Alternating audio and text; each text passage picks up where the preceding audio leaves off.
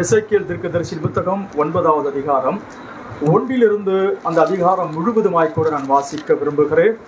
எசேக்கியேல் தீர்க்கதரிசியின் புத்தகம் 9வது அதிகாரம் 1 கடைசி வசனம் உடைய பக்கம். பழைய ஏற்பாடு 967வது பக்கம். அது 9வது அதிகாரம் 1 11 வசனங்கள் முடிய. பின்பு அவர் என் காதுகள் கேட்க மகா சத்தமாய் நகரத்தின் விசாரிப்புக்காரர்கள் சங்கரிக்கும் ஆயுதங்களை தங்கள் கைகளில் பிடித்து கொண்டு வர கடவர்கள் என்று சொன்னார். அப்பொழுது இதோ 6 புருஷர் வெட்டுகிற ஆயுதங்களை தங்கள் கைகளில் பிடித்து கொண்டு வடக்கே பார்த்த உயர்ந்த வாசலின் வழியிலிருந்து வந்தார்கள். அவர்களில் சணல் நூல் அங்கி தரித்து தன் அறையிலே கணக்கனுடைய மைக்கூட்டை வைத்திருக்கிற ஒருவன் இருந்தான். அவர்கள் உள்ள பிரவேசித்து வெண்கல பலிப்பிட தண்டையிலே நின்றார்கள். அப்பொழுது இஸ்ரவேலின் தேவனுடைய மகிமை கேருபின் மேல் எழும்பி ஆலயத்தின் வாசற்படியிலே வந்து சணல் நூல் அங்கி தரித்து தன் அறையிலே கணக்கனுடைய மைக்கூட்டை வைத்திருக்கிற புருஷனை கூப்பிட்டு, கர்த்தர் அவனை நோக்கி, நீ எருசலேம் நகரம் எங்கும் போய் அதற்குள் செய்யப்படுகிற சகல அருவருப்புகளின் நிமித்தம் பெருமூச்சு விட்டு அழுகிற மனுஷரின் நெற்றிகளை அடையாளம் போடு என்றார். பின்பு அவர் என் காதுகள் கேட்க மற்றவர்களை நோக்கி, நீங்கள் இவன் பின்னே நகரமெங்கும் போய் வெட்டுங்கள், உங்கள் கண் தப்ப விடாமலும் நீங்கள் இறங்காமலும் முதியோரையும் வாலிபரையும் கன்னிகரையும் குழந்தைகளையும் ஸ்திரீகளையும் சங்கரித்து போடுங்கள். அடையாளம் போடப்பட்டிருக்கிற ஒருவனையும் கெட்டச் சேராதிருங்கள். என் பரிசுத்த ஸ்தலத்தில் துவங்குங்கள் என்று என் காதுகள் கேட்க சொன்னான். அப்பொழுது அவர்கள் ஆலயத்துக்கு முன் இருந்த மூப்பரிடத்தை துவங்கினார்கள். அவர்களை நோக்கி, நீங்கள் ஆலயத்தை தீட்டுப்படுத்தி பிரகாரங்களில் கொலையுண்டவர்களை நிரப்பி புறப்படுங்கள் என்று அவர் நகரத்திலே வெட்டினார்கள். அவர்கள் வெட்டி கொண்டு போகையில் நான் மாத்திரம் தனித்து முகம் குப்புற விழுந்து, கர்த்தராகிய ஆண்டவரே, தேவரே, எருசலேம் மேல் உமது உக்கிரத்தை ஊற்றுகையில் இஸ்ரவேலின் மீதியானவரை எல்லாம் அடிப்பீரோ என்று முறையிட்டேன். அதற்கு அவர், இஸ்ரவேலிலும் யூதா வம்சத்தாரின் வம்சங்களிலும் அக்கிரமம் மிகவும் பெரிது. தேசம் இரத்தப்பழிகளால் நிறைந்திருக்கிறது. நகரம் மாறுபாட்டினால் நிரப்பப்பட்டிருக்கிறது. கர்த்தர் தேசத்தை கைவிட்டார், கர்த்தர் பார்க்க மாட்டார் என்று சொல்கிறார். ஆகையால் என் கண் தப்புவிப்பதும் இல்லை, அவர்களுக்கு இரக்கம் செய்வதும் இல்லை. அவருடைய வழிகளின் பலனை அவர்கள் சிரசில் இறங்க பண்ணுவேன். இதோ சணல் நூல் அங்கி தரித்து தன் அறையில மைக்கூட்ட வைத்திருக்கிற புருஷன் வந்து, நீர் எனக்கு கட்டளையிட்டபடியே செய்தேன் என்று காரியத்தை தெரிவித்தான் என்பதை ஜெபிக்கலாம். எங்கள் மகத்துவமான தேவனாகிய கர்த்தாவே, இந்த நல்ல கால வேளைக்காய் ராஜாவின் சமூகத்தில் வந்து உம்மை துதித்து பாட, உம்முடைய நாமத்தை உயர்த்த நீங்க பாராட்டின எல்லா கிருபைகளுக்கு நாங்கள் நன்றி செலுத்துகிறோம். ஆண்டவரே, வாசித்த உம்முடைய வேத வசனங்களோடு கூட இந்த ஆசீர்வாதங்களை கூட்டித்தாங்க. வந்த மக்களுடைய கட்டுப்பாட்டுக்குள்ளாக நீர் வைத்துக் கொள்வீராக. இரட்சகா, காணிக்க கொடுத்த ஒவ்வொரு கரங்களையும் குடும்பங்களையும் கூட கர்த்தர் ஆசீர்வதித்தருளும்படியாக இயேசு கிறிஸ்துவின் ஒப்பற்ற மகத்துவமான நாமத்தில் வேண்டிக் கொள்கிறோம் பிதாவே. ஆமென், ஆமென். கர்த்தருடைய நாமத்திற்கு மகிமை உண்டாகட்டும். இஸ்ரவேல் ஜனங்கள் பாபிலோனிலே சிறைப்பட்டு இருந்த காலகட்டத்திலே எசேக்கியேல் என்ற ஒரு தீர்க்கதரிசி, இவர் ஒரு ஆசாரிய குடும்பத்தை சார்ந்தவராக இருந்தார். தானியேல் அவரோடு கூட சேர்ந்த ஷாத்ராக், மேஷாக், ஆபேத்நேகோ இப்படிப்பட்டவர்களாம் வெவ்வேறான மாகாணங்களில் இருக்கிற நேரத்தில் இந்த எசேக்கியேல் தீர்க்கதரிசி வேறொரு பகுதியில் இருந்தார். இவர் ஒரு ஆசாரிய குடும்பத்தை சார்ந்தவராக இருந்தார். இவருக்கு ஒரு தரிசனம் வந்தது. அந்த தரிசனத்தில் இவருடைய காது கேட்க சத்தமாய் ஒரு சத்தம் வருகிறது. நகரத்து விசாரிப்புக்காரர்கள் சங்கரிக்கும் ஆயுதங்களை தங்கள் கைகளில் பிடித்து கொண்டு வர கடவர்கள். என்ன சொல்றாரு? நகரத்தை காவல் காக்கிறதான அந்த காவலர்கள் தங்களுடைய கரங்களிலே சங்கரிக்கிற ஆயுதங்களை கொண்டு வரும்படியாக சொல்லுகிறார். சங்கரிக்கிற ஆயுதங்களை கொண்டு வந்து வெட்டுங்கள். அதை வெட்டுறதுக்கு முன்னாடி என்ன செய்ய, எல்லாரும் சங்கரிக்கணும். அதற்கு முன்னாடி அவர் என்ன சொல்கிறார் அப்படி பார்த்தோம்னா, ஒருவர் இருக்கிறார். அவர் சணல் நூல் அங்கியை தரித்து அவருடைய இடுப்புல மைக்கூடு, அதாவது இங்கு பாட்டில், நம்மளுடைய பாஷையில் ஒரு இங்கு பாட்டில் போல ஏதோ ஒன்றை தன்னுடைய அறையில கட்டி கொண்டிருக்கிறார். இப்ப வெட்டுறதுக்கு அல்லது கொல்றதுக்கு ரெடி ஆயாச்சு. ஆனா அதற்கு முன்னாடி ஒரு கண்டிஷன் என்ன இருக்கு அப்படி பார்த்தோம்னா, இதுல தேவன் யாரை தப்புவிக்க வேண்டும், யாரை காப்பாற்ற வேண்டும் என்று முடிவு பண்ணி இருக்கிறாரோ அந்த ஜனங்களை தேவன் பாதுகாக்கணும். அதற்கு என்ன செஞ்சார்? இப்படியாக கணக்கனுடைய மைக்கூட்டை வச்சிருக்கிற இவர் போய் அங்க எல்லாரையும் பார்த்துருக்கிறாரு. தேவன் யாரை முன்குறித்திருக்கிறாரோ அவருடைய நெற்றிகளிலே போய் ஏதோ ஒரு அடையாளம் இடுகிறார், முத்திரை இடுகிறார். அப்படி இந்த கணக்கனுடைய மைக்கூட்டை வைத்திருக்கிற இந்த நபர் எருசலேம் நகரம் எங்கும் போய் அங்க ஒரு சிலர், அங்க ஒரு 100 பேர் இருக்காங்கன்னு வச்சுங்களேன், அதுல ஒரு சிலருக்கு மட்டும் நெத்தியில போய் ஏதோ ஒரு அடையாளம் இடுகிறார். இவர் அடையாளம் விட்டு போய்கிட்டே இருக்கிறாரு. கொஞ்ச நேரத்துக்குள்ளாக என்ன நடக்குது அப்படி பார்த்தோன்னா, பின்னாடி சங்கரிக்கும் ஆயுதங்களை கொண்டு வருகிற மக்கள் இந்த முத்திரை போடாமல் அடையாளம் விடாமல் இருக்கிற மக்களை எல்லாம் வெட்டி போடுகிற ஒரு சம்பவம். முடிவிலே அந்த மனுஷன் சொல்றாரு, நீர் சொன்னபடியே இதை செய்தேன். இது ஒரு தரிசனம். இந்த தரிசனம் நிறைவேறுவதற்கு பல 100 ஆண்டுகள் ஆனது, பல 100 ஆண்டு ஆனது. இது இந்த தரிசனத்துக்கு பிறகு ஏறக்குறைய ஒரு 600-700 வருஷத்துக்கு பிறகு இது அப்படியே நிறைவேறினதாக இருக்கிறது. இதுல இன்னைக்கு நான் சபைக்கு சொல்லக்கூடிய காரியம் என்ன அப்படி பார்த்தோம்னா, தேவன் ஒரு சாராரை அழிப்பதற்கு முன்னாடி, ஒரு தேசத்தை அழிப்பதற்கு முன்னாடி, ஒரு ஜனத்தை அழிப்பதற்கு முன்னாடி தேவன் அவருடைய ஜனங்களை தேவன் பாதுகாக்கிறவராய் இருக்கிறாரு. எப்படி பாதுகாக்கிறாரு? இந்த ஜனங்கள் அவருடைய ஜனங்கள் என்பதற்காக தேவன் ஒரு அடையாளம் இடுகிறார், ஏதோ ஒரு முத்திரையை இட்டு இவர்கள் எனக்கு சொந்தம் என்பதை தேவன் நிரூபிக்கிறவராக இருக்கிறார். இதனுடைய பேட்டர்ன் எகிப்தில தேவனாகிய கர்த்தர், எகிப்தில் இருக்கிறதான ராஜா முதற்கொண்டு அடிமை மிருக ஜீவன்கள் எல்லாருடைய அந்த முதற் பிள்ளை இருக்கிற தலைச்சம்பிள்ளை அவர்கள் எல்லாரும் தேவன் கொன்று போட போகிறார். அப்படி கொன்று போட போடுவதற்கு முன்னாடி தேவன் தம்முடைய ஜனத்தை பாதுகாக்கும்படியாக அவர்களுக்கு ஒரு அடையாளத்தை தேவன் சொன்னார். ஒரு ஆட்டுக்குட்டியை அடிக்கணும், அது இப்படியாக புசிக்கணும், அந்த ஆட்டுக்குட்டியை ரத்தத்தை எடுத்துட்டு வந்து வீட்டினுடைய நிலைக்காலுடைய வாசலிலும் மேல் சட்டத்தையும் பூசணும். சங்கரிக்கிற அந்த தூதன் வருகிற நேரத்தில் அந்த வீட்டை பார்ப்பான், எந்த வீட்டில் ரத்தம் பூசப்பட்டு இருக்கிறதோ அந்த வீட்டை தாண்டி அடுத்த வீட்டுக்குள்ளாக போய் அந்த வீட்டில் அடையாளம் இடப்படாமல் இருக்கிற நேரத்தில் அவர்களை சங்கரித்தான்.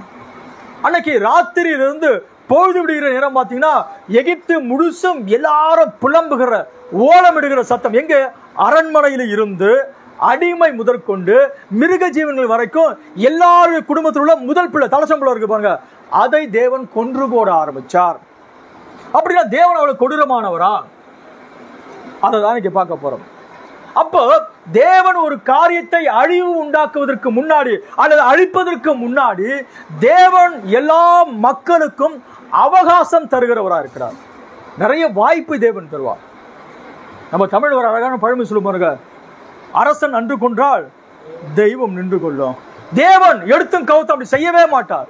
தேவன் பல காலங்களிலே பல நேரங்களிலே தேவன் நமக்கு நிறைய வாய்ப்பு தருவார். நோவாவின் காலத்துல ஒரு 120 வருஷம் தேவன் ஜனங்களுக்கு அவகாசம் கொடுத்தார். இப்ப 2000 வருஷமாக தேவன் மக்களுக்கு அவகாசம் கொடுத்துட்டு இருக்கிறாரு. அப்படியானால் தேவன் அவர் தெரிந்து கொண்ட மக்களை இவர்கள் என்னுடைய மக்கள், இவர்கள் என்னுடைய ஜனங்கள் என்பதை அழிப்பதற்கு முன்னாடி தேவன் நம்மை முத்திரிக்கிறவராய் இருக்கிறார் அல்லது அடையாளம் விட விரும்புகிறார். இந்த 2 காரியம் நடந்துகிட்டே இருக்கும். தேவன் எதை செய்கிறாரோ சாத்தான் கூட என்ன செய்யறான்? அதையே திரும்ப செய்வான். இன்னைக்கு நம்ம வாழ்கிற இந்த காலகட்டங்கள் உலகம் முழுவதும் உள்ள கிறிஸ்துவ சபை ஒன்றை எதிர்பார்த்து கொண்டே இருக்கிறது. அந்தி கிறிஸ்து வரப்போகிறான், அவனுடைய ஆட்சி காலம் சீக்கிரத்தில் நடக்க போகிறது. அந்த ஆட்சி காலத்துல ஒரு காரியம் நடக்க போகிறது. அவனும் கூட என்ன செய்ய போறான்? ஏதோ ஒரு விதமான முத்திரையை தம்முடைய ஜனங்களுக்கு அவன் தரிப்பிக்க போட போகிறான். இத வேதத்தின் வாயிலாக எடுத்து உலகம் முழுவதும் உள்ள மக்கள் இன்றைக்கு சபையில போதித்துக் கொண்டிருக்கிறார்கள். அது எப்படி நடக்க போகிறது, தேவன் எப்படி முத்திரிக்கிறார், அதை தான் எனக்கு செய்தியின் வாயிலாக நம்ம பார்க்க போகிறோம். ஒரு வசனத்தை கூட நம்ம வாசிக்கலாம். வெளிப்படுத்தின விசேஷம் 13வது அதிகாரம்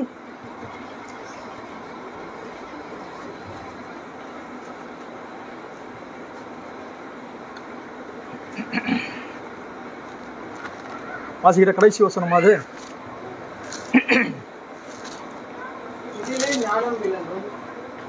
இல்ல 16ல இருந்து. அது சிறியோர் பெரியோர் ஐஸ்வர்யவான்கள் தரித்திரர் சுயாதீனர் அடிமைகள் இவர்கள் யாவரும் தங்கள் தங்கள் வலது கைகளிலாவது நெற்றிகளிலாவது ஒரு முத்திரையை பெறும்படிக்கும் அது மிருகத்தின் முத்திரையாவது அதன் நாமத்தையாவது அதன் நாமத்தின் இலக்கத்தையாவது தரித்துக் கொள்கிறவன் தவிர வேறொருவனும் கொல்லவும் நிற்கவும் கூடாதபடிக்கும் செய்தது. இதிலே ஞானம் விளங்கும். அந்த மிருகத்தின் இலக்கத்தை புத்தியுடையவன் கணக்கு பார்க்க கடவன். அது மனுஷனுடைய இலக்கமாக இருக்கிறது. அதனுடைய இலக்கம் 666. ஆமே. இன்றைக்கு உலகம் அல்லது உலகளாவிய கிறிஸ்துவர்கள் ஒன்றை எதிர்பார்த்து கொண்டிருக்கிறார்கள். அந்த கிறிஸ்து ஒரு ஆட்சி வரப்போகிறது. அந்த ஆட்சி காலகட்டத்தில் அங்கு உள்ள பணக்காரன், ஏழை, பெரியவன், சின்னவன் அத்தனை பேருக்கும் இந்த அந்தி கிறிஸ்து என்ன செய்ய போகிறான்? ஒரு விதமான இலக்கத்தை நம்பரை தரப்போகிறான். அதனுடைய இலக்கம் 666. இந்த இலக்கத்தை தங்களுடைய நெற்றிகளிலாவது அல்லது வலது கையிலாவது அதை தரிச்சுக்கணும். அந்த நம்பரை தரிச்சுக்கிட்டாதான் வாங்க முடியும், விற்க முடியும். இப்படிப்பட்டதான ஒரு ஒரு நிபந்தனை உலகம் முழுவதுமாக விதிக்கப்பட போகிறது என்பதை குறித்து உலகளாவிய சபைகள் எதிர்பார்த்து அதை தான் போதிச்சுக்கிட்டு இருக்கிறாங்க. அப்படி நடக்க போதா? நிச்சயமாய் நடக்க போகிறது. எப்படி நடக்க போகிறது? உண்மையான நிலைமையை இன்னைக்கு நம்ம பார்க்க போகிறோம். தேவனும் கூட தம்முடைய ஜனத்தை முத்திரிக்கிறவராய் இருக்கிறார். பிசாசும் கூட அவருடைய ஜனத்தை அவன் முத்திரிக்கிறவனா இருக்க அடையாளம் விட விரும்புகிறான். வேதத்துல பாத்தீங்கன்னா அது 14ஆம் அதிகாரம், வெளிப்படுத்துற விசேஷம் 14ஆம் அதிகாரத்துல, பின்பு நான் பார்த்தபோது இதோ சீயோன் மலையின் மேல் ஆட்டுக்குட்டியானவரையும் அவரோடு கூட அவருடைய பிதாவின் நாமம் தங்கள் நெற்றிகளில் எழுதப்பட்டிருக்கிற 144,000 பேரை பார்த்தேன். இஸ்ரவேலில நடக்கக்கூடிய 12 கோத்திரம், அந்த 12 கோத்திரத்துல 12,000 மக்களை தேவன் தேர்ந்தெடுத்துக் கொள்ள போகிறார். அழிவுக்கு முன்னாடி அந்த ஜனங்களுடைய நெற்றிகளிலே பிதாவின் நாமம் முத்திரிக்கப்படுகிறது. அதான் பைபிள் சொல்லுது. இது எங்க நடக்க போகுது? ஜூஸ் யூதருடைய மத்தியில நடக்க போகிறது. இங்கேயும் கூட ஏதோ ஒரு விதமான முத்திரை தரிப்பிக்கப்பட போகிறது. பிதாவின் நாமம் அவருடைய நெற்றிகளிலே தரிப்பிக்கப்பட போகுது. பிதாவின் நாமம்னா என்ன? இயேசு சொன்னாரு, நான் என் பிதாவின் நாமத்திலே வந்திருந்தோம், நீங்கள் என்னை ஏற்றுக்கொள்ளவில்லை. வேறு ஒருவன் தன்னுடைய சுய நாமத்தில் வருவான், அப்பொழுது அவனை நீங்கள் ஏற்றுக்கொள்வீர்கள். யோவான் 6:43. இயேசு சொன்னார், நான் என் பிதாவின் நாமத்தில். அப்படின்னா இயேசுன்ற நாமம் யாருடைய நாமம்? பிதாவின் நாமமா இருக்குது. இயேசு நாமம் தான் ரட்சிப்பு, இயேசு நாமம் தான் மீட்பு, இயேசு நாமம் தான் சகலத்தை நமக்கு தருகிற நாமமா இருக்கிறது. ஆகையினால அந்த நாமம் 144,000 மக்களுக்கு நெற்றிகளிலே முத்திரிக்கப்படுகிறது. 13ஆம் அதிகாரத்துல பார்த்தோம் என்ன நடக்கிறது. பெரியோர் சிறியோர் எல்லாரும் வாங்கணும் விற்கணும்னா அவங்க நெத்திரையாவது வலது கையிலாவது 666 அந்த முத்திரை போட போறாங்க. தேவன் தம்முடைய ஜனத்துக்கு அவரை முத்திரை போட போகிறார். இது எப்படி பிராக்டிக்கலா? இன்னைக்கு உலகளாவிய மக்கள் மத்தியில ஒரு சில விதமான கருத்துக்கள் இருக்குது. நாம வாழுகிற இந்த காலகட்டங்கள் நவீன காலகட்டமாக இருக்கிறது. என்ன போதிக்கிறாங்க? ஒரு விதமான சிப் இருக்குமா எனக்கு தெரியல. அந்த சிப்பை என்ன செஞ்சிருவாங்களா, நம்முடைய சரீரத்துக்குள்ளாக இன்னும் சில வீடியோக்கள் நான் பார்த்திருக்கிறேன். அரிசி அளவுக்கு ஒரு சின்ன சிப் இருக்கும். அது நம்முடைய வலது கரத்துல எங்கேயோ ஒரு சின்னதா இன்ஜெக்ஷன் பண்ணுவாங்க. இன்ஜெக்ஷனை போலவே அது உள்ள வச்சு அப்படியே பிரஸ் பண்ணிட்டா அந்த சிப்பு உள்ள போயிடும். உள்ள போன பிறகு பாத்தீங்கன்னா நம்ம யாரு என்ன எல்லாமே அந்த சிப்பு நம்ம காட்டி கொடுத்துரும். சமீபத்தில் ஒரு கட்டுரையை நான் வாசிச்சேன். அமெரிக்கன் நாட்டில் வாடுகிறதான ஸ்கூல் பள்ளிகளில் படிக்கிற பிள்ளைகளுக்கு இப்படிப்பட்டதான ஒரு சிப்பு பொருத்தப்படும். அந்த ஸ்கூலுக்கு நீங்க போயிட்டீங்கன்னா அந்த ஸ்கூல் என்ன செஞ்சிருவாங்க, பிள்ளைகளுக்கு இன்ஜெக்ஷன் பண்றது மாதிரி இன்ஜெக்ஷன் பண்ணுவாங்க. அதுல ஒரு சிப்பு இருக்கும், அது பிள்ளைகளுக்குள்ளாக போயிடும். அந்த பிள்ளைங்க எங்க நடமாடுறாங்க, எங்க இருக்கிறாங்க, அதை குறித்து நீங்க தெரிஞ்சுக்கலாம். இப்படிதான் அந்தி கிறிஸ்து ஆட்சியில கூட நடக்க போகிறது. அது பெரியவங்களுக்கு சின்னவங்களுக்கு எல்லாருக்கும் நடக்க போகுது. அப்படிப்பட்டதான ஒரு முத்திரை, அதனுடைய இலக்கம் 666. நெற்றில 666 அப்படி போட்டுருவாங்க, கையில 666 போட்டுருவாங்க. இப்படிதான் நடக்க போகுது. அப்படிதான் உலகம் எதிர்பார்த்து கொண்டிருக்கிறது. தேவன் எல்லாவற்றையும் எளிமையில செய்கிறவராய் இருக்கிறார். தேவன் எப்படி செய்கிறாரோ பிசாசும் கூட அதே வழிகளில் கிரியை செய்கிறோம் இருக்கிறான். இன்னைக்கு தேவன் ஒரு அழிவுக்கு முன்னாடி தம்முடைய ஜனத்தை எப்படி பாதுகாக்கிறார்? ஒரு முத்திரை, இவர்கள் என்னுடையவர்கள், இந்த ஜனங்கள் என்னுடையவர்கள் என்பதை நிரூபிக்கும்படியாக தேவன் முத்திரிக்கிறார். எப்பொழுது தேவன் தன்னை வெளிப்படுத்துகிறார், உனக்கு ஒரு நல்ல வாய்ப்பை தருகிறார், அந்த வாய்ப்பை ஒரு மனுஷனோ மனுஷியோ பிள்ளையோ பெரியவரோ ஏற்றுக்கொள்ளும் பொழுது இவர்கள் அவருக்கு சொந்தமானவர்கள் என்பதை தேவன் அறிந்து அவருக்கு தேவன் ஒரு முத்திரை போட்டுறாரு. வெளிப்படுத்துற விசேஷத்துல பாத்தீங்கன்னா பிதாவின் நாமம் அவருடைய நெற்றிகளிலே தரிக்கப்பட்டிருக்கிறது. இன்னைக்கு உலக சபை என்ன செய்யறது? எல்லாருடைய நெற்றிகளிலும் ஏதோ ஒரு பெயர் எழுதப்பட்டிருக்க போகிறது அப்படி எதிர்பார்த்து கொண்டிருக்கிறாங்க. அந்திகிறிஸ்துவினுடைய ஆட்சியில அந்திகிறிஸ்து ஆட்சி வரப்போகுது. அந்த அந்திகிறிஸ்து ஆட்சியில 666 என்ற எண்ணு நம்முடைய ஸ்கின்னுக்குள்ளாக, தோள்களுக்குள்ளாக மறைக்கப்பட்டு இருக்கும். அது தடிக்கப்பட்டாதான் விற்க முடியும், வாங்க முடியும், அதெல்லாம் நடக்கும், உண்மை. ஆனால் இன்னைக்கு சபைகள் சொல்லுகிற நிலையிலே அது நடக்க போகிறதா இல்லையா? அதை தான் நம்ம பார்க்க போறோம்.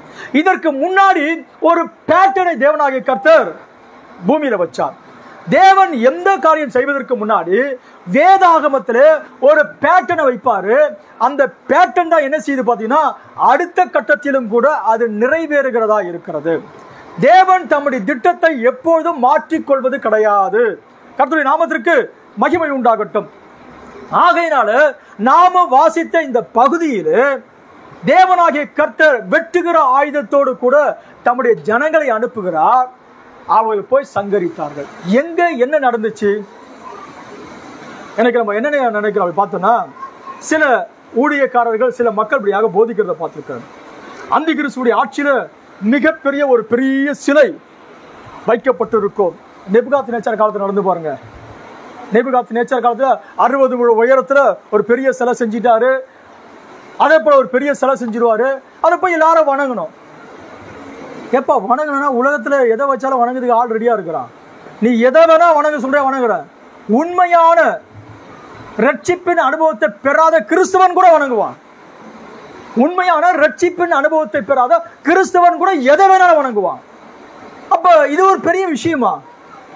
இல்ல இல்ல இல்ல. பல நேரங்களில் பிசாசு நம்ம எப்படிப்பட்டவனாய் ஆக்குகிறான் பார்த்தீங்கன்னா, அவன் நம்மை மோசம் போக்குறவனாய் வைத்திருக்கிறான். ஆதி முதற்கொண்டு பிசாசு எப்படிப்பட்டவனா இருக்கிறான்? நம்மை வஞ்சிக்கிறவனா இருக்கிறான். அவன் தம்முடைய மக்களை மோசம் போக்குறவனாகவே இருக்கிறான். அப்ப முதலாவது பேட்டர்ன்ல என்ன நடந்துச்சு? தேவனாகிய கர்த்தர் எருசலேமில் நடந்த ஒன்றை தான் அதை அப்படியே ஷேடவா வச்சிருக்கிறார். அந்த ஷேடோ தான் இனிமேல் நடக்க போகிறது. கர்த்தருடைய நாமத்திற்கு மகிமை உண்டாகட்டும். காலகாலமாக எசேக்கியேலுக்கு பிறகு தானியேல் வந்தார். தானியேலுக்கு பிறகு தொடர்ச்சியாய் பல தீர்க்கதரிசிகள் வந்தாங்க. தானியேலுடைய சிறையிருப்புக்கு பிறகு ஆகாய், சகரியா என்ற 2 தீர்க்கதரிசி வந்தாங்க. தானியேலுக்கு பிறகு பாபிலோனுடைய சிறையிருப்புக்கு பிறகு ஆகாய், சகரியா என்ற 2 தீர்க்கதரிசி வந்தாங்க. நடக்க போகிற நிகழ்வுகள் எல்லாம் சொன்னாங்க. பிறகு மலாக்கி என்ற ஒரு தீர்க்கதரிசியை தேவனாகிய கர்த்தர் கொண்டு வந்தார். இந்த மலாக்கி எப்படிப்பட்டவராக இருந்தார்? ஆசாரியர்களுக்கு தீர்க்க தரிசனம் சொன்னார். இந்த மல்கியாவுக்கு பிறகு ஒரு 400 வருஷம் நீண்ட இருண்ட காலமா இருந்தது.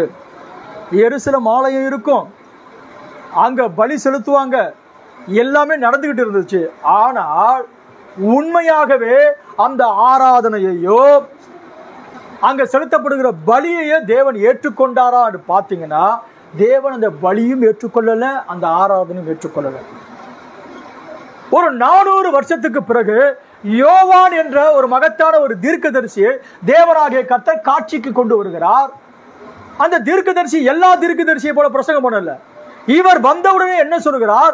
மனம் திரும்புங்கள், பரலோக ராஜ்யம் சமீபமாக இருக்கிற. ஒரு 6 மாசம் அவருடைய செய்தி, 6 மாசம் செய்தி. இந்த 6 மாசத்துல இஸ்ரவேல் ஜனத்துக்கு சொல்லக்கூடிய காரியம் என்ன அப்படி பார்த்தோம்னா, மனம் திரும்புங்கள், பரலோக ராஜ்யம் சமீபித்திருக்கிறது. ஏன் மனம் திரும்ப சொல்லுகிறார்? ஒரு அழிவுக்கு முன்னாடி எருசலேமில் நடக்கக்கூடிய ஒரு அழிவை பல 100 வருஷத்துக்கு முன்னாடி எசேக்கியேல் தீர்க்கதரிசி பார்த்த அந்த தரிசனம் முழுமையடைய போகிறது. எசேக்கியேல் பார்த்தா பாருங்க, 6 புருஷர்கள் வெட்டுகிற ஆயுதங்களோடு போய் பெரியவர் சிறியவர் குழந்தைகள் எல்லாரும் வெட்டுகிற அந்த தரிசனம் நிறைவேறுகிற காலத்துக்கு முன்னாடி தேவன் ஒரு தீர்க்கதரிசியை அனுப்புகிறார். அந்த தீர்க்கதரிசி ஒரு 6 மாத ஊழியம் செய்கிறான். மனம் திரும்புங்கள், பரலோக ராஜ்யம் சமீபித்திருக்கிறது. அதுல ஒரு சிலர் அந்த வார்த்தையை ஏற்றுக்கிட்டாங்க. இந்த 6 மாதம் முடிந்த பிறகு நமது ஆண்டவராகிய இயேசு கிறிஸ்து காட்சிக்கு வருகிறார். 3 வருஷ ஊழியம். இவருடைய ஊழியம் என்ன சொன்னாரு? மனம் திரும்புங்கள், பரலோக ராஜ்யம் சமீபித்திருக்கிறது. இவரும் அதான் சொன்னாரு, மனம் திரும்புங்கள், பரலோக ராஜ்யம் சமீபித்திருக்கிறது.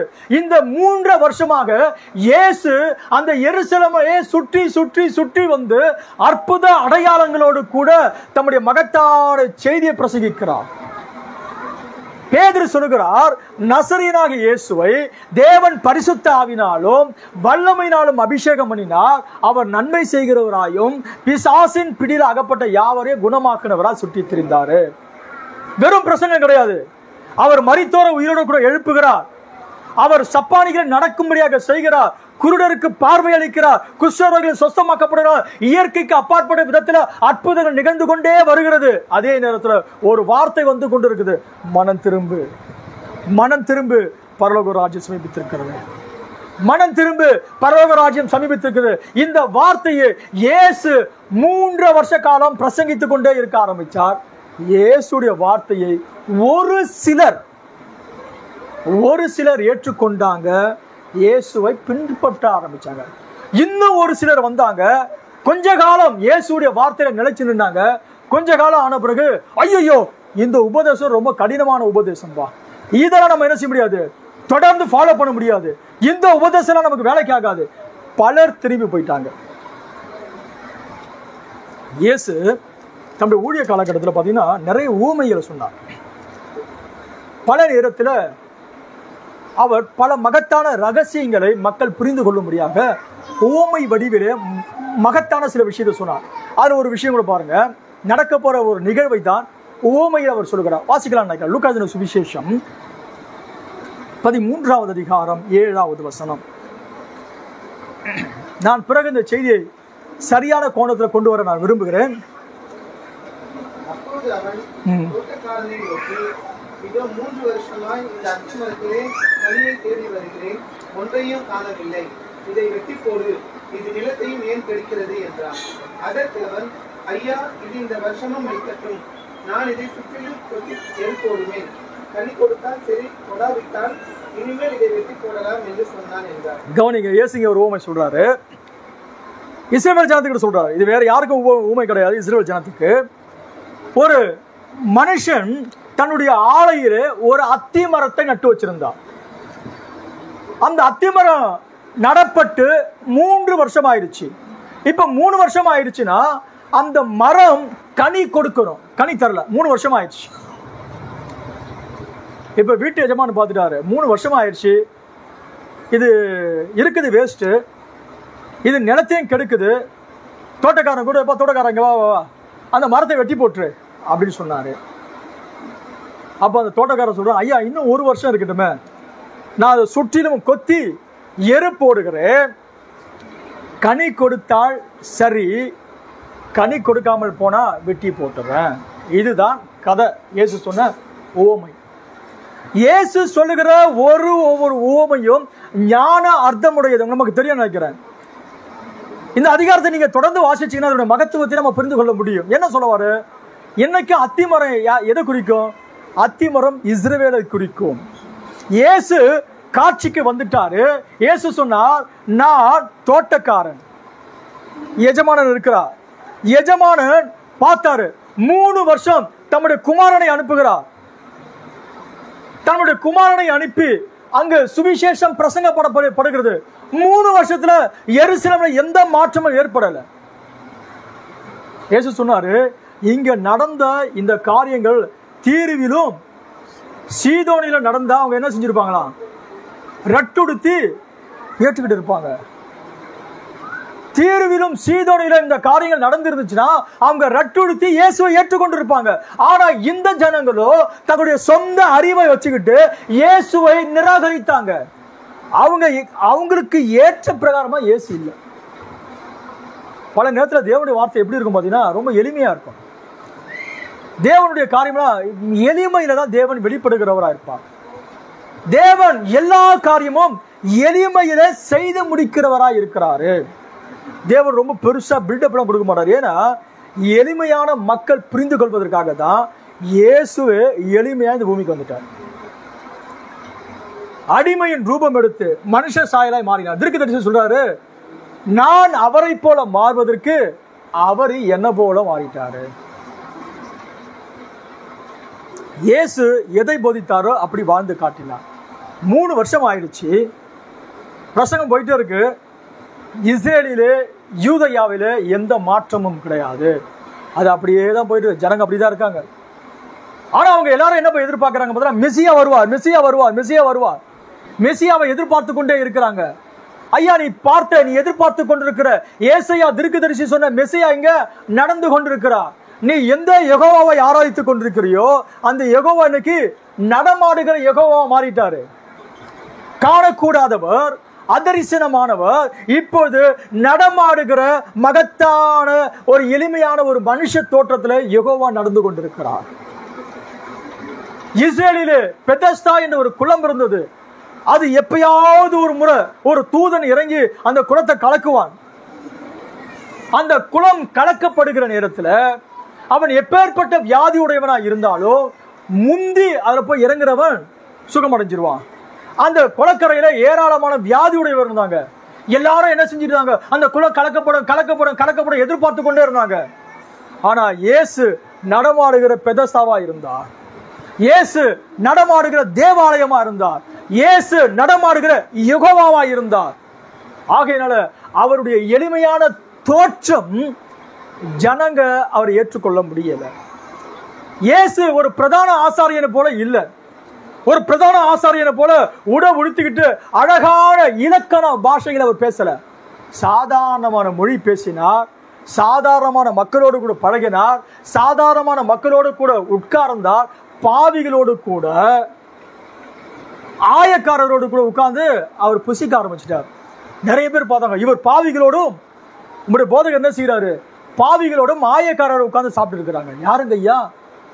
ஒரு ஆசாரியன் சாப்பிட மாட்டான், பிரதான ஆசாரியன் கிட்டே சேர மாட்டான்.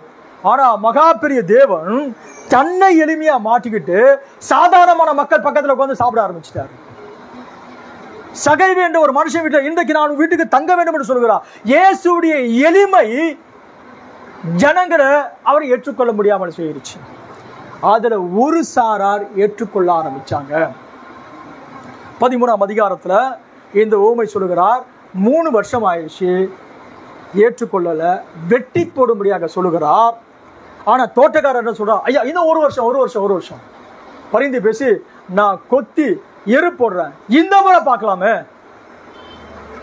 கொத்தி எரு போடுறாங்க. 3 வருஷம் தாண்டி போச்சு. தேவன் இன்னும் கொஞ்ச காலம் அவகாசம் கொடுக்க ஆரம்பிச்சு இஸ்ரவேல் ஜனத்துக்கு. இன்னும் ஒரு 6 மாசம் தேவனாகிய கர்த்தர் அவகாசம் கொடுத்தாரு. அதே அதிகாரம் சொல்றது பாருங்க. இன்னொரு வசனத்துக்குள்ள வாசிக்கலாம். 34வது வசனம், எருசலேமே எருசலேமே, கோழி தன் குஞ்சுகளை கூட்டி சேர்க்கும் வண்ணமாய் நான் எத்தனையோ முறை உன்னை கூட்டி சேர்க்க மனதா இருந்து, ஆனால் உனக்கோ மனதில்லாமல் போச்சு. வசனம் வாசிக்கலாமே. எருசலேமே எருசலேமே, தீர்க்கதரிசிகளை கொலை செய்து உன்னிடத்தில் அனுப்பப்பட்டவர்களை கல்லெறிகிறவளே, கோழி தன் குஞ்சுகளை தன் சிறுகுகளின் கீழே கூட்டி சேர்த்துக் கொள்ளும் வண்ணமாக நான் எத்தனை தரமோ உன் பிள்ளைகளை கூட்டி சேர்த்துக் கொள்ள மனதாயிருந்தேன், உங்களுக்கு மனதில்லாமல் போயிற்று. என்ன சொல்ல வராரு பாருங்க ஐயா. தேவன் தம்முடைய ஜனங்களை காப்பாற்றுவதற்கு, தேவன் தம்முடைய ஜனங்களை ரட்சிப்பதற்கு எத்தனையோ முறை அவர் பிரயாசப்படுகிறார். ஆனால் எருசலேமுக்கோ எருசலேமின் குமாரத்திக்கோ மனதில்லாமல் போயிட்டு அவரை புறக்கணிச்சு தள்ளிட்டாங்க. என்ன நடந்துச்சு? இயேசு சொன்னார், அந்த நாள் கர்ப்பவதிகளுக்கு ஐயோ, அந்த நாள் பால் குடிக்கிற பிள்ளைகளுக்கு ஐயோ, அந்த நாள் உலகம் உண்டான நாள் முதற்கொண்டு அப்படிப்பட்டதான அழிவு ஏற்படாத ஒரு நாள். 24ஆம் அதிகாரத்துல இயேசு திரும்ப சொல்லுகிறார், அது ஓய்வு நாளிலாவது மாறி காலத்திலாவது நடக்காது. ஐயா, நம்ம தெய்வம் எவ்வளவு நல்லவர் பாருங்க. அழிவு வந்துடுச்சு, நீ அழிஞ்சு போற தேவன் உனக்கு கொடுத்த எல்லா வாய்ப்பையும் நீ நிராகரிச்சு தள்ளிட்ட. ஆனாலும் தேவன் திரும்ப உதவி செய்யறாரு.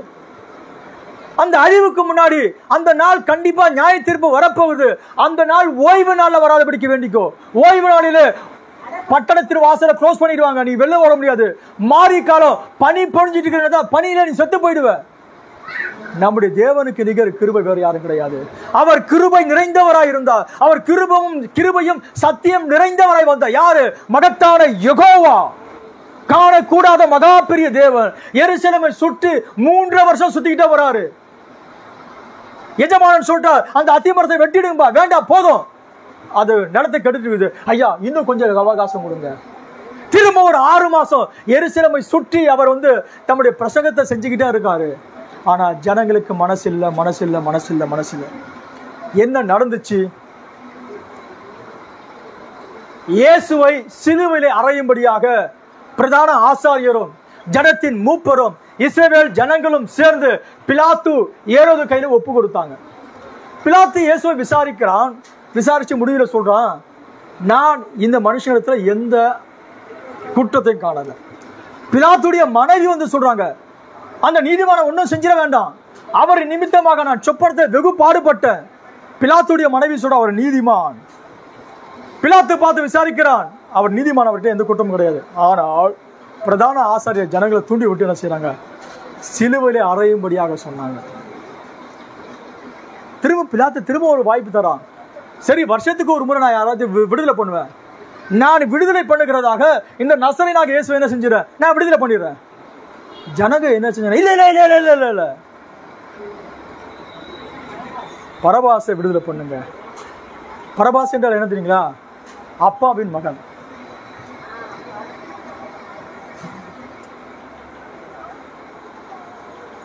அந்த அந்த அந்த பரபாசை விடுதலை பண்ணுங்க.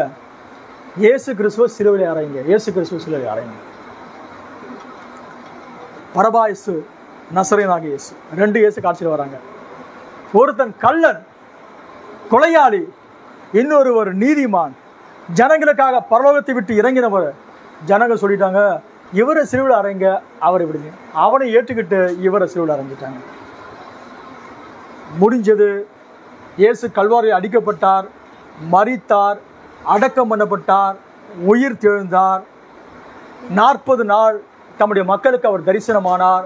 50வது நாளிலே பெந்தகோஸ்தே நாள் வந்தது. சபை துவங்கினது. ஜனங்க பரிசுத்த ஆவியை பெற்றுக்கிட்டாங்க. இப்ப இயேசு பிறந்ததுல இருந்து ஏறக்குறைய ஒரு 70 வருஷம் ஆயிடுச்சு. நீங்க நல்லா புரிஞ்சுக்கங்க. தீர்க்கதரிசி சொல்லுகிறார், 70 வருஷம் என்பது ஒரு சந்ததியின் காலம். 40 வருஷம் என்பது ஒரு சந்ததியின் காலம். இங்க 70 வருஷம் ஆயிடுச்சு. இயேசு கிறிஸ்து காட்சிக்கு வந்த பிறகு 70 வருஷம் ஆயிடுச்சு. தேவன் ஜனங்களுக்கு அவகாசம் கொடுத்துக்கிட்டே இருந்தாரு.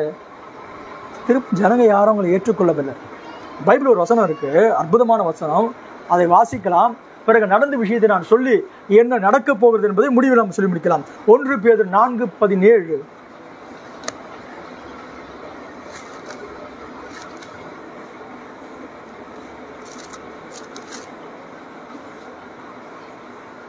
நியாயத்தீர்ப்பு தேவனுடைய வீட்டிலே துவங்கும் காலமாய் இருக்கிறது.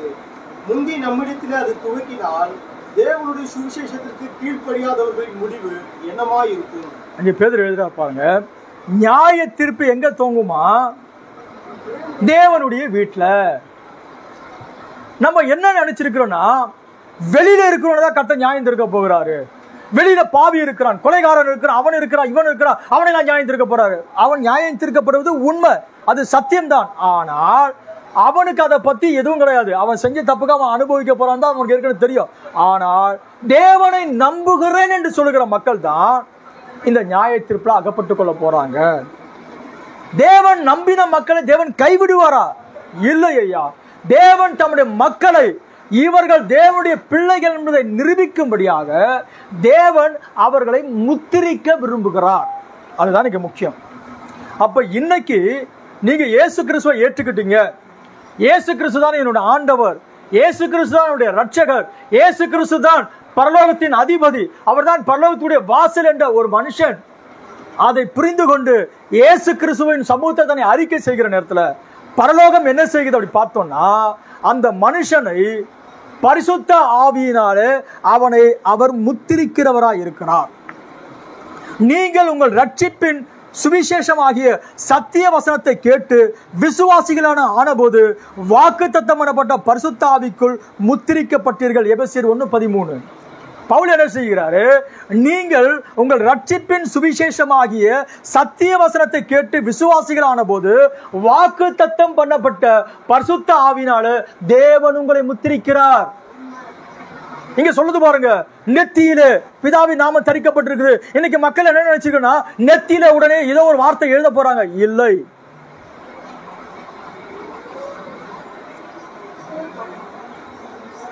தீர்க்கதரிசி சொல்கிறார், கவனிங்க, என்ன நடக்க போறது? பிசாசு கூட என்ன செய்ய போறார்? 666 என்ற முத்திரையை தங்களுடைய நெற்றிகளை தரித்துக் கொள்ளும்படியாக, தங்களுடைய வலது கரத்தை தரித்துக் கொள்ளும்படியாக செய்ய போற நேரத்தில் ஒரு ஏதோ இன்னைக்கு லேசர் கதிரினால நெத்தியில பதிய போறாங்க. இல்லை ஐயா, இன்னைக்கு உலகம் அதை நம்பிக்கொண்டு இருக்கிறது, மக்கள் அதை நம்பிக்கொண்டு இருக்கிறாங்க. தேவன் என்ன செய்கிறார்? நான் தேவனுடைய பிள்ளை, நீங்க தேவனுடைய பிள்ளைகள் என்பது தேவன் உங்களை முத்திரிச்சிருக்கிறார் இல்லைங்களா? அடை முத்திரிச்சாச்சு. எங்க முத்திரை நடக்குது அப்படி பார்த்தோம்னா, பரிசுத்த ஆவியினால தேவனுடைய இருதயங்களிலே முத்திரை போட்டிருக்கிறார்.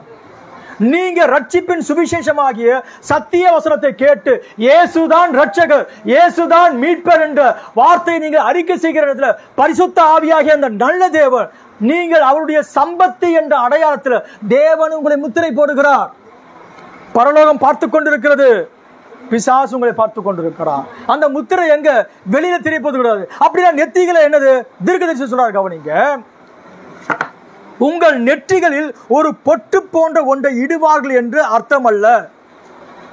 நெத்திலனா ஏதோ ஒரு பொட்டு மாதிரி அப்படியே வைப்பாங்க, அது அர்த்தம் கிடையாது.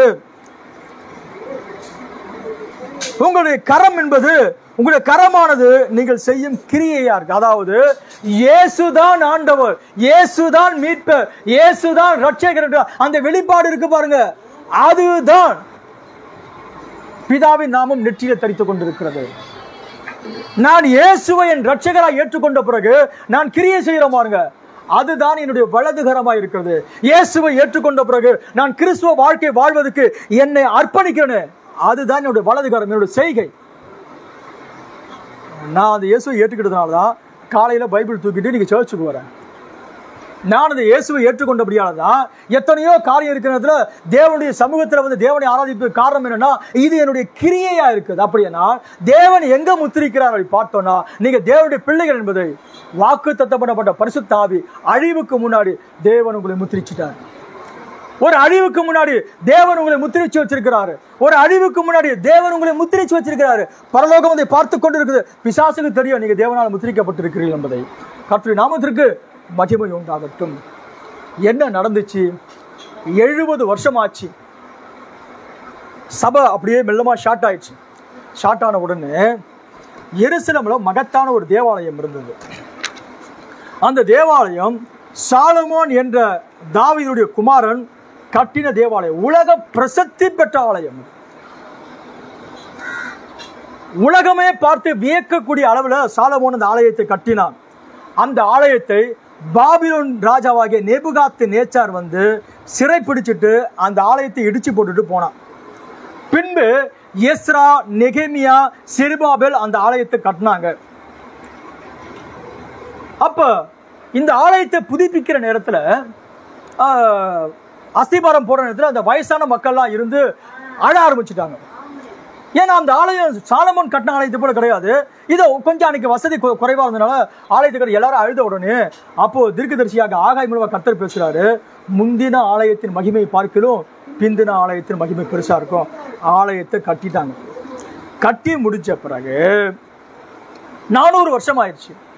400 வருஷமான பிறகு ஆட்சி ரோமருடைய வசம் போயிடுச்சு. ரோமர் ஆட்சி செஞ்சிட்டு இருக்கிறாங்க. இப்ப ஆட்சி செய்கிற நேரத்தில் ஏரோது ராஜாவாய் மாறிட்டான். இஸ்ரவேல் ஜனங்க இந்த ஏரோதை மதிக்க மாட்டான். இஸ்ரவேலுக்கு எனக்கு அந்த தலைகர் வந்துட்டு இருக்கும்.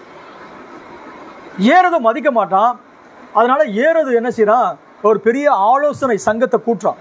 பெரிய ஆலோசனை சங்கத்தை கூட்டிட்டு இந்த ஜனத்தை நான் கவர்ந்து கொள்ளணும், இந்த ஜனங்க என்னை ஏற்றுக்கொள்ளணும்னா இவங்களுக்கு நான் என்ன செய்யணும் அப்படி ஒரு ஆலோசனை கூட்டத்தில் ஆலோசனை பண்ணுற நேரத்தில் ஆலோசனை சொல்கிறாங்க, இந்த ஜனத்துக்கு அந்த தேவாலயம் ரொம்ப முக்கியமானது. இந்த தேவாலயம் சாலமோன் கட்டின தேவாலயத்தை போல இல்லை, ஏதோ ஒரு அளவுக்கு இருக்குது. நீங்கள் என்ன செய்யுங்கன்னா இந்த ஜனத்தினுடைய விருப்பத்தின்படி அவங்ககிட்டயே எல்லாம் கலெக்ட் பண்ணுங்க. நீங்கள் மற்ற காரியத்தை செஞ்சுட்டு ஒரு நல்ல தேவாலயத்தை கட்டி கொடுத்துட்டீங்கன்னா ஜனங்க அப்படியே உங்கள் பக்கம் சாஞ்சிருவாங்க. உடனே இந்த ஏரோது தேவாலயத்தை புதுப்பிக்கிற வேலையை செய்ய ஆரம்பிச்சுட்டான். இந்த வேலை எத்தனை நாள் நடந்துச்சு அப்படி பார்த்தோம்னா, சாலமோன் 7 வருஷத்துல தேவாலயத்தை கட்டினான். பிறகு செருபாபேலுடைய காலகட்டத்தில் வேலை துவங்கி பிறகு நின்று திரும்ப வேலை துவங்கி ஓரளவுக்கு கட்டி முடிச்சுட்டாங்க. ஆனால் இயேசு வர காலகட்டத்தில் யார் கட்டின ஆலயம் பார்த்தீங்கன்னா ஏரோது கட்டின ஆலயம். அந்த ஆலயம் கட்டுவதற்கு 46 வருஷம் ஆயிடுச்சு. கொஞ்சம் யோசிச்சு பாருங்க, பிரம்மாண்டமான பெரிய தேவாலயம் கட்டியாச்சு. இந்த தேவாலயம் கட்டப்பட்டிருக்கிற நேரத்தில் தான் இயேசு காட்சிக்கு வருகிறார். இந்த தேவாலயம் கட்டப்பட்டிருக்கிற நேரத்தில் தான் யோவான் ஸ்நானகன் காட்சிக்கு வந்து மனம் திரும்புங்கள், பரலோக ராஜ்யம் சமீபத்திருக்கிற பிரசங்கத்தை செஞ்சாரு. இயேசு ஒரு ஓமை சொன்னாரு, அத்தி மரத்தை நட்டுட்டு 3 வருஷம் ஆயிடுச்சு, கனி தரல. எஜமானன் வெட்டி போட சொல்றாரு. தோட்டக்காரன் சொல்றாரு, ஐயா இன்னும் 1 வருஷம் விட்டுருங்க. திரும்ப தேவன் அவகாசம் கொடுத்தாரு. 3 வருஷம் ஊழியம். இந்த 3 வருஷத்துல இஸ்ரவேல் ஜனங்கள் இயேசுவை நிராகரித்து தள்ளினாங்க. அதுல ஒரு சிலர் இயேசுவை ஏற்றுக்கொண்டாங்க. ஏற்றுக்கொண்ட பிறகு கிபி 70ஆம் வருஷம் உலக சரித்திரத்தில் நடந்த ஒரு நிகழ்வு. இவங்க உள்ள இருக்கிற இந்த யூத ஜனங்க ஏரோதுக்கு விரோதமாக திரும்ப கலகம் பண்ண ஆரம்பிச்சுட்டாங்க.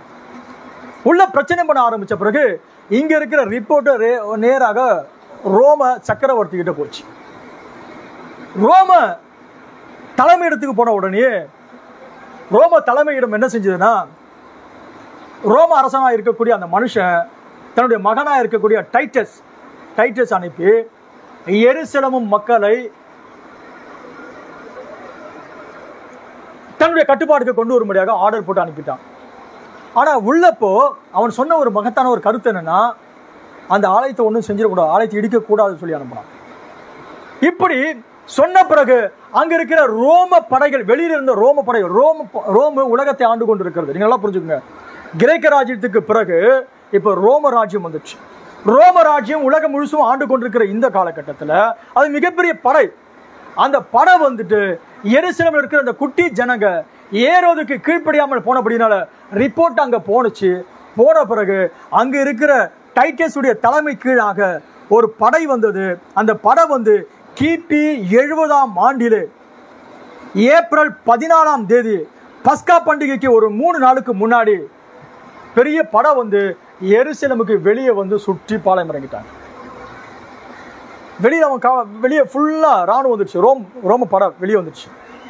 இப்ப எருசலேமுக்குள்ள இருக்கிற மக்கள் வெளியே போக முடியல, வெளியில இருக்கிறவங்க உள்ள வர முடியல.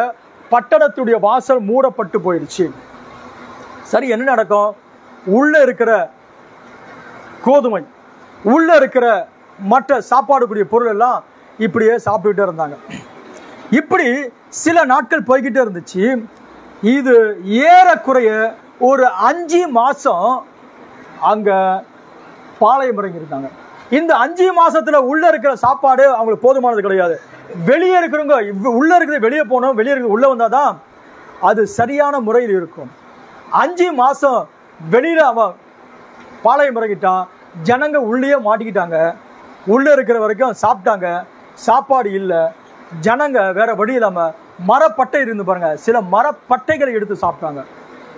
முடிவில் ஒருத்தருடைய பிள்ளைய இன்னொருத்தர் வாங்கி பிள்ளையை ஆக்கி தின்னக்கூடிய அளவுக்கு வந்துடுச்சு. இயேசு சொன்னார், அந்த நாளில் கர்ப்பவதிகளுக்கு ஐயோ, பால் குடிக்கிற பிள்ளைகளுக்கு ஐயோ. அந்த நாள் ஓய்வு நாளிலாவது மாறி காலத்தில் வராதபடிக்கு வேண்டிக் கொள்ளுங்கன்னு சொன்னாரு. ஜனங்க இயேசுவை நிராகரிச்சுட்டாங்க. வெளியே 5 மாசம் பாளையம் இருக்கு. ரோம படை வெளியில இருந்துகிட்டே இருக்குது. எப்போது? பஸ்காவுக்கு 2 நாளுக்கு முன்னாடி. அதெல்லாம் எப்படியா நடக்குது பாருங்க, யோசிச்சு பாருங்க. இதெல்லாம் இயற்கையா நடக்குது. பஸ்காவில தான் இயேசு மறுதளிச்சாங்க. நாம எதை விதைக்கிறோமோ அதை தான் அறுப்போம். பஸ்காவில இயேசு வந்து கெஞ்சி கெஞ்சி கூப்பிட்டாரு, மனம் திரும்புங்கள், பரலோக ராஜ்யம் சமீபித்திருக்குது. எருசலேமே எருசலேமே, கோழி தன் குஞ்சுகளை கூட்டி சேர்க்க வண்ணமாய் நான் எத்தனையோ முறை உன் மேல மனசா இருந்தேன், உனக்கு மனசு இல்லையே. இயேசு எத்தனையோ முறை அவகாசம் கொடுத்தாரு, ஜனங்களுக்கு மனசு கிடையாது. முடிவில் நியாய தீர்ப்பு எருசலேம் வந்தது. நியாய தீர்ப்பு தேவனுடைய வீட்டில் நடந்தது. 5 மாசம் முற்றுகைக்கு பிறகு அவன் என்ன செய்ய ஆரம்பிச்சான்னா, 5 மாசம் உள்ள சாப்பாடு கிடையாது, உள்ள அவங்க சண்டை போட முடியாது, எல்லாம் பலவீனம் போயிட்டாங்க. இப்போ உள்ள வந்தா சுலபமாக மக்களை மேற்கொள்ள முடியும். பட்டணத்துடைய கதவை உடைச்சான், உள்ள வந்தான். உள்ள வந்த பிறகு உள்ள இருக்கிற ஜனங்க இருந்தாங்க பாருங்க, இந்த இஸ்ரவேல் ஜனங்க. இந்த ஜனங்க என்ன பார்த்தாங்கன்னா, ஐயோ நம்ம கடவுள் பெரியவர், நம்ம தேவன் யெகோவா, அவர் செங்கடலை 2ஆ பிளந்தவர், யோர்தானை 2ஆ பிளந்தவர், அந்த தேவன் நம்முடைய தேவன் நினைச்சுக்கிட்டு தேவாலயத்தை தொடர்ந்து இருக்கிற ஜனங்க எல்லாம் தேவாலயத்துக்குள்ள போயிட்டாங்க. யெகோவாவே எங்களை காப்பாற்றும், யெகோவாவே யெகோவான்னு கத்துறாங்க. யெகோவா அங்க இல்லை ஐயா. இயேசு மரித்து முடிந்தது என்று சொன்ன சத்தத்துல தேவாலயத்தின் திரைச்சீலை 2ஆ கிழிந்தது. உள்ள இருக்கிற யெகோவா வெளியே வந்தாச்சு. அந்த யெகோவா தான் 3 வருஷம் இந்த பூமியில உன்னை கூப்பிட்டுக்கிட்டே இருந்தாரு. எத்தனையோ முறை உனக்கிட்ட தேவன் கிருபை பாராட்டிக்கிட்டு இருந்தாரு. இயேசுவை தள்ளிட்ட, இயேசுவை தள்ளிட்ட, இயேசுவை தள்ளிட்ட. இப்ப என்ன நடந்துச்சு பாத்தீங்கன்னா, ஜனங்க எல்லாம் தேவாலயத்துக்குள்ள போயிட்டாங்க. ஜோசிபஸ் என்ற சரித்திர ஆசிரியர் சொல்றாரு, இப்படி 5 மாசம் எருசலேமை சுற்றிலுமாக முற்றுகையிட்டு இருக்கிற நேரத்துல உள்ள இருக்கிறவன் வெளியே போக முடியாது, வெளியே இருக்கிறவன் உள்ளே வர முடியாது. ஏன்னா வெளியில பாத்தீங்கன்னா ரோம படம், ஃபுல்லா ரோம படம் இருக்குது. உள்ள எல்லாரும் உயிருக்கு பயந்துகிட்டு உள்ள ஏறிட்டுறான்.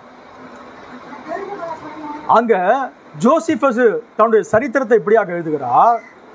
ஆனால் அதில் உள்ள கிறிஸ்தவர் இருந்தாங்க பாருங்க, உண்மையான கிறிஸ்தவர்கள், அவர்கள் எப்படியோ எருசலேமிலிருந்து தப்பி வெளியேறினார்கள். எப்படி வெளியேறினா தெரியாது. அவன் எழுதுறான், எப்படி வெளியேறினாங்க தெரியாது. ஐயா வெளியே ரோம படம் இருக்குது, எப்படி வெளியே போயிட முடியும்? என்ன கேளுங்க, எப்படி வெளியே போயிருப்போம்? தெரியாது ஐயா. தேவன் பிசாசு கண்ணை மூடுவார், உங்களுக்கு தெரியுங்களா? தேவன் பிசாசு கண்ணை மூடுவாரு. தேவன் சத்துடைய கண்ணை மூடிட்டு தம்முடைய ஜனங்களை பாதுகாக்கக்கூடியவராக இருக்கிறார். அந்த தேவன் இன்னைக்கும் மாறாதவராக இருக்கார். அதுக்குள்ள இருந்த உண்மையான கிறிஸ்தவர்களை பரிசுத்த ஆவியானவர் முத்திரித்திருந்தார். பரிசுத்த ஆவியானவர் இவர்கள் அழிக்கப்படக்கூடாது, இவர்கள் என்னுடையவர்கள் என்பது பரிசுத்த ஆவியானவர் முத்திரித்திருந்தபடியால அவர்கள் எருசலேமை விட்டு தப்பி வெளியேறினார்கள். எப்படி போனாங்க தெரியல, தேவன் அவர்களை வெளியே கொண்டு போனார். ஆனால் முத்திரிக்கப்படாமல் இருந்த அந்த ஜனங்க தேவாலயத்துக்குள்ள போயிட்டு யெகோவாவே எங்களை காப்பாற்றுங்க, யெகோவாவே என்னை காப்பாற்றுங்க கத்திக்கிட்டு இருந்தாங்க. எல்லாரும் உள்ள போயிட்டாங்க. யெகோவா காப்பாற்றுவார் நடிச்சாரு. அந்த யெகோவா உங்ககிட்ட எத்தனையோ முறை கூப்பிட்டு வந்தாரு. உனக்கு கிடைத்த இந்த நாளிலாவது உனக்கு ஏற்றவைகளை நீ அறிந்திருந்தையான நலமாயிருக்கும். எருசலேமே எருசலேமே, கோழி தன் குஞ்சுகளை கூட்டி சேர்க்க மனமாய் நானோ உன்னை எத்தனையோ முறை கூட்டி சேர்க்க மனதாக உனக்கு மனசு இல்லையே. தேவன் கெஞ்சி கெஞ்சி கெஞ்சி இருப்பாரு, தொடர்ந்து கெஞ்ச மாட்டார். திருக்கத்தை சொல்ற கவனிங்க, அவர் வாசப்படியிலிருந்து தட்டிக்கிட்டே இருக்கிறாரு. போதும் போதும் போதும் போதும்ன்ற அளவு தட்டிட்டாரு. நீ இப்ப கதவை திறந்தா அவர் இருக்க மாட்டாரு. என் நேசரோ போய்விட்டார். தேவன் பல நேரங்களில் நமக்கு அவகாசம் தருகிறார். நமக்கு கொஞ்சம் பலன் இருக்கிற இடத்துல இயேசுவை பிடிச்சுக்க, நல்லா ஆக்டிவா இருக்கிற இயேசுவை பிடிச்சுக்குங்க. பல நேரத்தில் நம்ம கை கால வேலை செய்யாம படுத்த படுக்க ஆயிடுவோம். மூச்சில மூக்கில் 2 டியூப் மாட்டி வச்சிருவாங்க, கையில 2 டியூப் மாட்டி வச்சுப்பாங்க. இப்போ இயேசு எனக்கு வேணும்பா, இயேசு எனக்கு வேணும்பா அப்படி சொல்லியிருந்தா அப்ப இயேசு வரமாட்டாரு. இப்ப நீ நல்லா ஆக்டிவா இருக்கிறத இயேசுவை பற்றி கொள்ளுங்கள். நியாய தீர்ப்பு தேவனுடைய வீட்டிலே துவங்குகிற காலம். வெளியில் இருக்கிற தேவன் நியாயந்திருப்பார் இல்ல. இயேசுவை தெரிந்து கொண்டேன் என்று இயேசுவை நிராகரிக்கிற உன்னுடைய வாழ்க்கையில தான் இது நடக்கிறதா இருக்கிறது. என்ன நடந்துச்சு? தேவாலயத்துக்குள்ள போயிட்டாங்க. போன பிறகு யெகோவா காப்பாத்துறன்னு நினைச்சிருந்தாரு. ரோம சக்கரவர்த்தி என்ன செஞ்சிட்டான்? அவனும் அந்த ஜனங்களும் அப்படியே உள்ள போயிட்டாங்க, தேவாலயத்துக்குள்ள போயிட்டாங்க. தேவாலயத்துக்குள்ள போன பிறகு என்ன நடந்துச்சுன்னா, ஒரு யூதம் பார்த்தான். ஏன்னா அந்த தேவாலயத்துக்குள்ள யூதனை தவிர வேற யாரும் உள்ள போக கூடாது. அன்னியும் உள்ள போயிட்டான். அது தீட்டுப்பட்டு போயிடுச்சு. அப்ப இவன் என்ன செஞ்சானா, வெளியில இருக்கிற ஒரு நெருப்பு பந்தத்தை எடுத்து ஆலயத்தை தூக்கி போட்டான். போட்ட பிறகு அந்த பந்தம் நேரம் உள்ள போய் எரிய ஆரம்பிச்சது.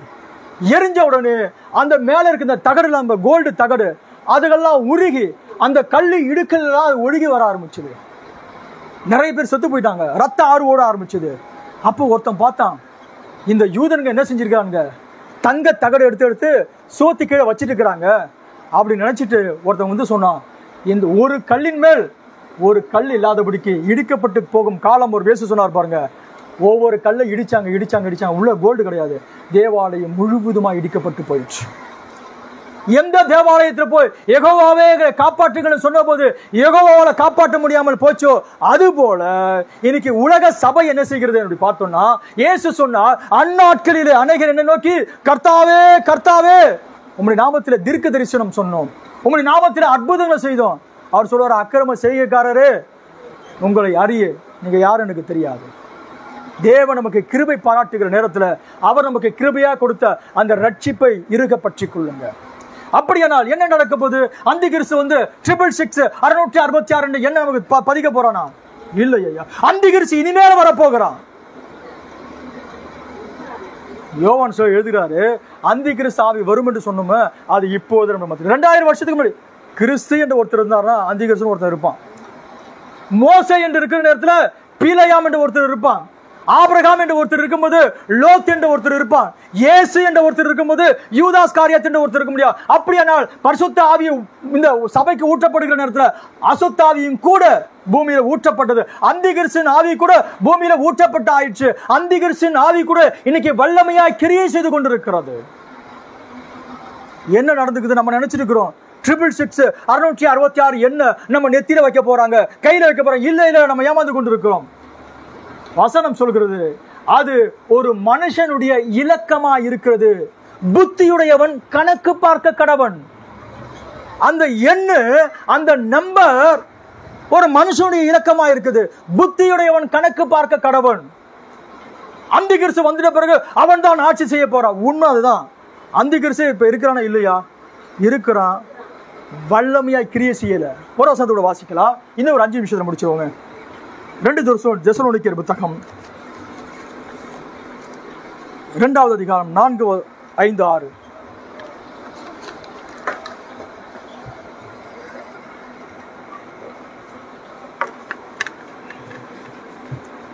தெசலோனிக்கேயர் 2வது அதிகாரம் 4வது வசனம் 5, 6. அவன் எதிர்த்து நிற்கிறவனாயும் தேவன் எனப்படுவது எதுவோ ஆராதிக்கப்படுவது எதுவோ அவைகள் எல்லாவற்றிற்கும் மேலாக தன்னை உயர்த்துகிறவனாயிருப்பான். தேவனுடைய ஆலயத்தில் தேவனை போல உட்கார்ந்து தன்னைத்தானே தேவன் என்று காண்பிக்கிறவனாயிருப்பான். நான் உங்களுக்கு சொல்லும்போது இவைகளை சொன்னது உங்களுக்கு ஞாபகம் இல்லையா? 6வது வசனம். அவன் தன் காலத்திலே வெளிப்படும்படிக்கு இப்பொழுது அவனை தடை செய்கிறது இன்னதென்றும் அறிந்திருக்கிறீர்களே. போதும். என்ன சொல்ல வரார் பவுல்? ஒரு காரியம் நடக்க போறது.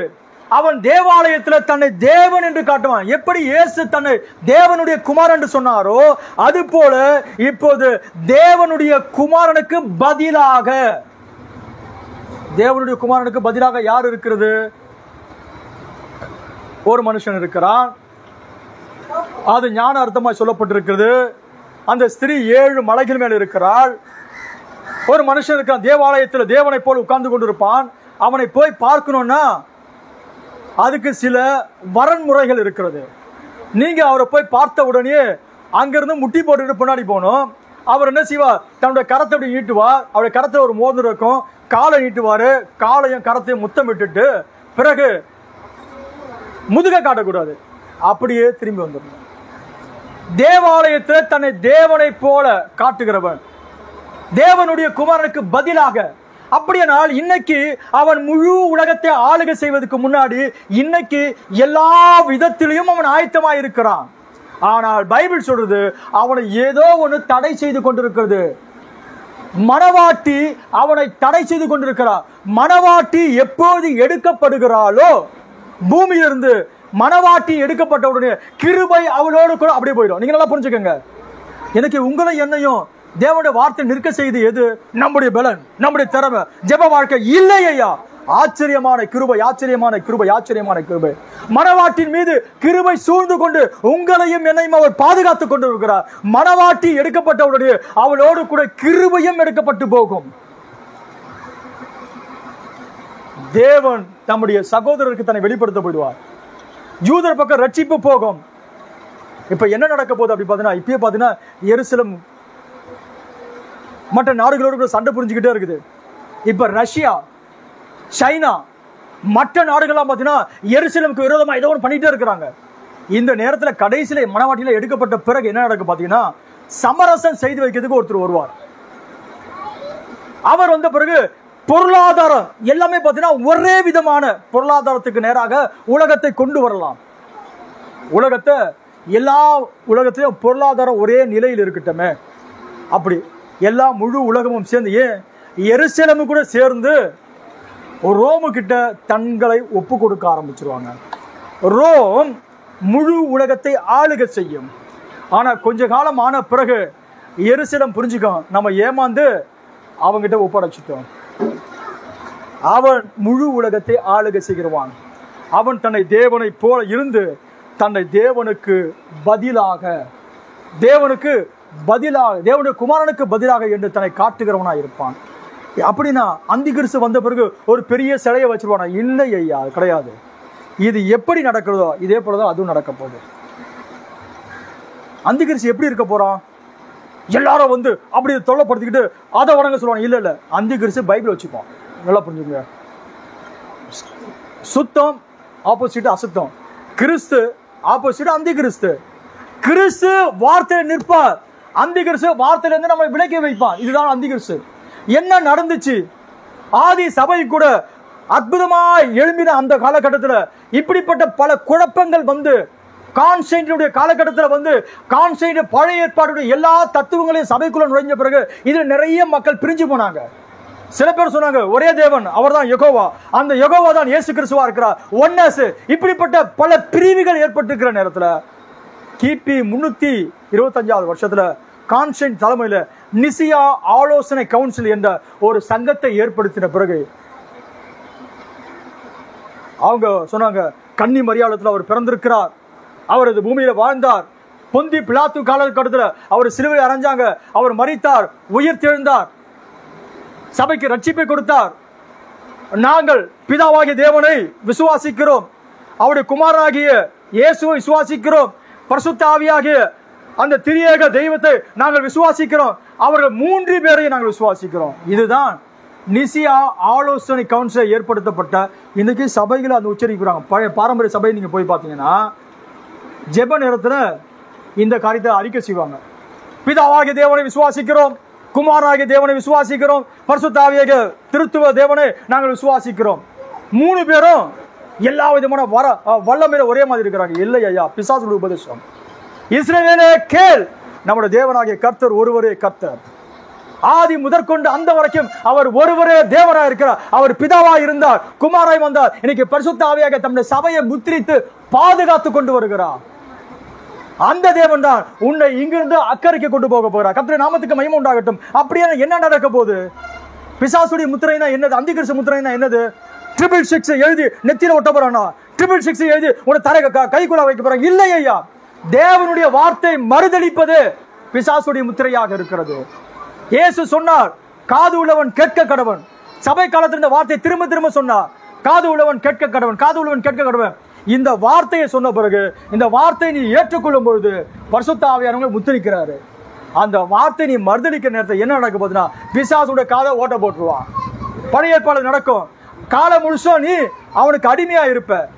அதுக்கடுத்து உங்ககிட்ட என்னதான் செய்தி சொன்னாலும் என்னதான் ரெவல்யூஷன் சொன்னாலும் காது கேட்காது. அதுக்குதான் பைபிள் சொன்னது, காது உள்ளவன் கேட்க கடவன். அப்படியா 666 நெத்தியில் வச்சுக்க போறியா? இல்ல இல்ல இல்ல இல்ல. இன்னைக்கும் தேவனால முத்திரிக்கப்பட்ட மக்கள் வாழ்ந்து கொண்டிருக்கிறாங்க, இன்னைக்கும் பிசாசினால முத்திரிக்கப்பட்ட மக்கள் வாழ்ந்து கொண்டிருக்கிறாங்க. 2 பேருக்கு வித்தியாசம் என்ன?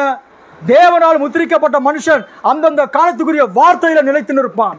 அந்தந்த காலத்தில் தேவன் அனுப்புற அந்த தேவ மனுஷனோடு கூட சேர்ந்து அவன் தன்னை இணைத்துக் கொள்வான். அதுதான் தேவனுடைய முத்திரை. என்னைக்கு அந்த காலத்தில் தேவன் ஏற்படுத்துகிறவனை நிராகரிக்கிறானோ அவன் பிசாசினால் முத்திரிக்கப்படுகிறான். கிபி 70 ஆண்டுகளுக்கு முன்னாடி இந்த ஜனங்களை தேவன் எத்தனையோ முறை கிருபை பாராட்டினார். 3 வருஷம் ஊழியத்தில் இயேசுவை நிராகரிச்சாங்க, பிசாசினால் முத்திரிக்கப்பட்டாங்க. இயேசுவை ஏற்றுக்கொண்டவங்க பரிசுத்த ஆவியால் முத்திரிக்கப்பட்டாங்க. ரோம அரசாங்கம் எருசலேமை சூழ்ந்து பாளையம் இறங்குற நேரத்துல எப்படி தப்பிச்சு போனாங்க தெரியல ஐயா. ஜோசேபஸ் எழுதுகிறான், அவர்கள் எப்படி தப்பித்து போனாங்க தெரியல. எப்படி? தேவன் அவரை வெளியே கொண்டு போனான். தேவன் தம்முடைய ஜனங்களை இன்றைக்கும் பாதுகாக்க வல்லவரா இருக்கிறார். எல்லா அழிவுக்கு முன்னாடி தேவன் தம்முடைய ஜனங்களை பாதுகாக்கிறவரா இருக்கிறார். நீ போயிட்டே இருப்ப, ஏதோ ஒரு பஸ்ல போயிட்டே இருப்ப, பஸ்ல பிரச்சனையா, நீ ஒரே ஒரு நபர் தேவனுடைய பிள்ளையா இருப்ப, கர்த்தர் உனக்காக தேவன் கிருபை பாராட்டுவார். ஒரே ஒரு நீதிமானி நிமித்தமாக தேவன் கிருபை பாராட்டுகிறவரா இருக்கிறார். அப்படியானால் இன்றைக்கு தேவனை இறுக பற்றி கொள்ளுங்க, அவருடைய வார்த்தையில உறுதியாய் நில்லுங்க. அதுதான் நீங்க தேவனால முத்திரிக்கப்பட்டதான அடையாளமா இருக்கு. இந்த முத்திரை தான் எல்லா அழிவுகளில் இருந்து உங்களை பாதுகாக்க போகிறது. இனிமேல் அந்திகிரிசு வரப்போறான். அந்திகிரிசு இருக்கிறான். அவன் தம்மை முழுமையா வெளிப்படுத்தாததுக்கு காரணம் என்ன? மனவாட்டி பூமியில இருக்கிறான். தேவனுடைய கிருபை அவனை தடுத்து நிறுத்திக் கொண்டு இருக்கிறது. மனவாட்டி எடுக்கப்படுவாள், கிருபை மேல போயிட தேவன் இருக்க மாட்டாரு. பூமியில சபை இருக்கும், பாஸ்டர் இருப்பாங்க, விசுவாசி இருப்பாங்க. ஏன்? வரங்கள் கிரியை செய்யும். இன்னைக்கு கூட போலியான அற்புத அடையாளம் நடந்து கொண்டிருக்கிறது. ஒருத்த வரா, வந்த பிறகு அவன் ஜெபிப்பானா, ஜெபித்த பிறகு யாருடைய பர்ஸ்ல பணம் வந்துடும், மெசேஜ் வரும், உங்க பேங்க் அக்கௌண்ட் பணம் போட்டுருச்சு, பர்ஸ்ல பணம் வரும், வெறும் தண்ணியை குடிப்பான், அது திராட்சை ரசமா. இல்லையா, இது எல்லாமே அந்தி கிறிஸ்துவினுடைய பொய்யான அற்புதங்கள். தேவன் இன்னைக்கு அற்புதம் செய்து கொண்டு வருகிறார். அது எல்லாமே வார்த்தையின் அடிப்படையில் இருக்கும். தேவன் இன்னைக்கும் மாறாதவர். இன்னைக்கும் இயேசு மரித்தோரை உயிர்ப்பிக்கிறார். இயேசு கிறிஸ்துவின் நாமத்தில் எல்லா வியாதியும் சுத்தமாகப்பட்டிருக்கிறது. இயேசு மாறாதவர். ஆனா அது ரட்சிப்புக்கு நேராக உன்னை இட்டு சொல்லும், உன்னை பரலோகத்துக்கு நேராக இட்டு சொல்லும். உன்னை இந்த பூமிக்குரிய வாழ்க்கையோடு முடிந்து போவது கிடையாது. அப்படியானா இன்றைக்கு தேவன் உங்களை முத்திரித்திருக்கிறபடியால தான் இந்த வார்த்தைக்கு நீங்க செவி கொடுத்திருக்கிறீங்க. கர்த்தர் உங்களை ஆசீர்வதிப்பாராக. நம்ம அவர் இருந்திருக்கிறாமே, நாம ஜெபிக்க போகிறோம். கர்த்தர் நல்லவராக இருக்கிறார்.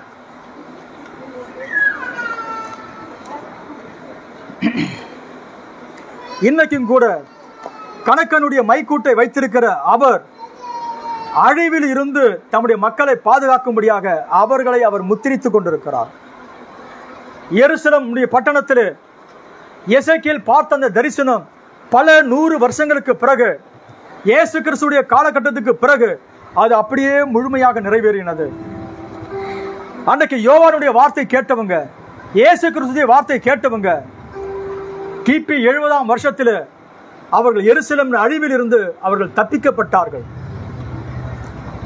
ஆனால் தேவனை வணங்குகிறோம், தேவனை ஆராதிக்கிறோம் என்று நினைச்சு தேவ ஆலயத்துக்குள்ளாக புகுந்த ஜனங்க ரத்தம் சிந்தி மரித்து போனாங்க. இன்னைக்கும் கூட தேவன் நம்மை கிருபையாக நம்மை கூப்பிட்டு இருக்கிறாரு. நான் உனக்காக கல்வாரில் ஜீவனை கொடுத்திருக்கிறேன், நீ எனக்கு சொந்தம். நான் பரலோகத்தை இழந்த எதுக்காக? உனக்காக தான்.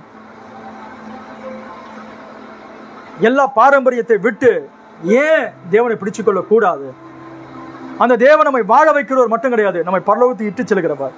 எல்லா அழிவுகளில் இருந்து நம்மை பாதுகாக்கிறவர் தான் தேவனாய் இருக்கிறார். தேவனுடைய முத்திரை பரிசுத்த ஆவி. அந்திகிறிஸ்துடைய முத்திரை தேவனுடைய வார்த்தையை நிராகரிப்பது தான் அந்திகிறிஸ்துவின் முத்திரை. உங்களுடைய நெத்திகளில் 666 என்ற எண்ணெய் பொறிக்க போது கிடையாது. உங்களுடைய வலது கரத்தில் 666 என்ற பொறிக்க போது கிடையாது. வார்த்தை நீ மறுதளிச்சிட்ட பிறகு வார்த்தைக்கு விரோதமாக நீ செயல்படுவது தான் வலது கரத்தினுடைய கிரியையா இருக்கிறது. வார்த்தையை பற்றி கொள்ளுங்க. கர்த்தர் நம்மை ஆசீர்வதிப்பாராக. சேர்ந்து பாடுவோமே. காணாத ஆட்டின் பின்னே கர்த்தர் கண்ணீருடனே அலைந்தார். காணாத ஆட்டின் பின்னே கர்த்தர் கண்ணீர் அலைந்தார்.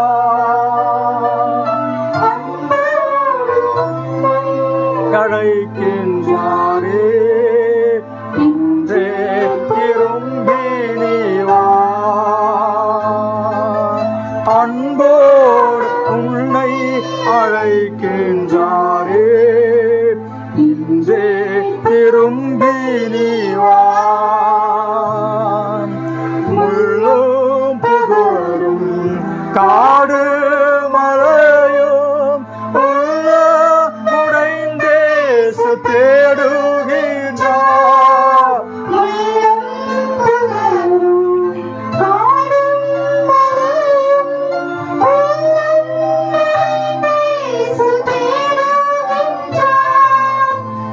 சென்ற சேற்றில் சிக்கினதால் சாத்தான் வலையில் சிறையாகினாய்.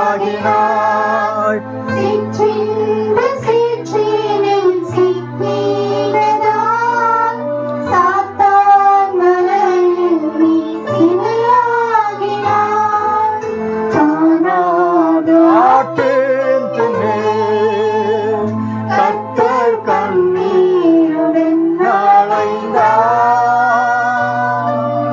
அன்போடு உன்னை அழைக்கின்றாரே, இன்றே திரும்பி நீ வா.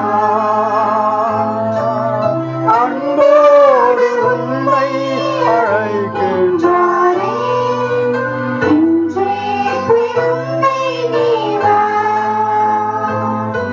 இதயம் வேண்டாம் என்றெண்ணி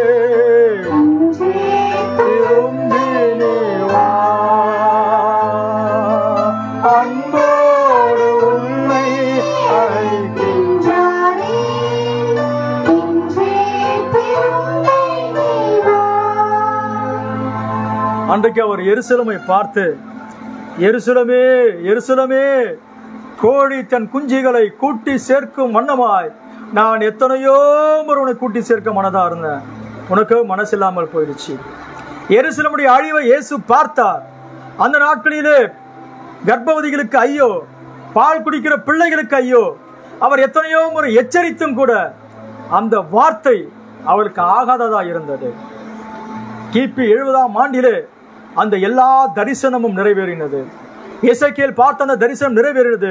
இயேசு எச்சரித்த அந்த எச்சரிப்பெல்லாம் நடந்து முடிந்தது. அவங்க நினைச்சிட்டாங்க, நாங்க தேவனை ஆராதிக்கிறோம், யெகோவா எங்களை காப்பாற்றுவார், யெகோவாவுடைய ஆலயத்தை நாங்க உள்ள புகுந்துட்டோம்னா யெகோவா எங்களை பாதுகாப்பார். யெகோவா என்னைக்கு வெள்ளம் வந்தாச்சுங்க ஐயா.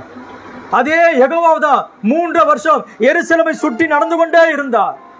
ஜனங்களுக்கு எத்தனையோ வாய்ப்பு கொடுத்தார், ஜனங்க நிராகரிச்சுட்டாங்க.